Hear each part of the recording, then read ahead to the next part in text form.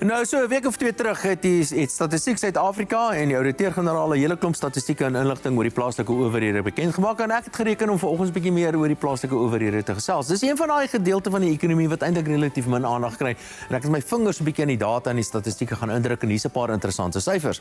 Nou die plaaslike owerhede, daar's 257 van hulle in Suid-Afrika en sowat 40% van hulle kan nie finansiëel op hulle eie bene staan nie. Maar as 'n groep, die plaaslike owerhede kry sowat 25% of so net meer as 25% van hulle inkomste kom van die nasionale regering af. Dis die minister van Finansies wat vir hulle 'n klomp geld gee. As mens kyk na hierdie totale pot geld wat die plaaslike owerhede kry, en onthou elke plaaslike owerheid is anderster. So hierdie is nou 'n saamgestel, hierdie hele lot saam en dit is hoe die syfers rolweg lyk.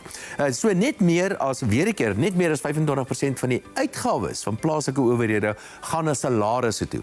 En daardie salarisse gaan na sowat 300,000 plaaslike owerheidswerkers, wat eintlik in net staatsamptenare is. Hou in gedagte die minister van Finansies, ja, daar's omtrent 1,2 miljoen mense wat vir hom werk, plus die 300,000 van die plaaslike owerhede is 1,5 miljoen staatsamptenare en dan is natuurlik die staatsbeheerde instellings ook.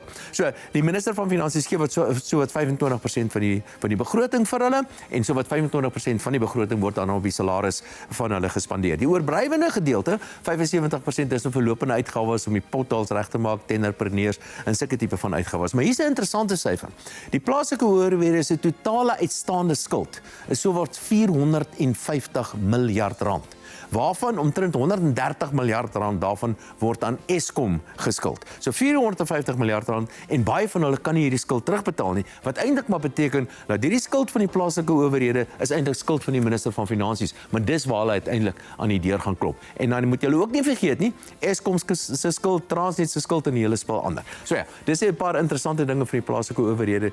Die ding waaroor ek die meeste verras was, is dat net 25% word aan salarisse gespandeer. So daar's 'n paar interessante syfers oor die plaaslike owerhede.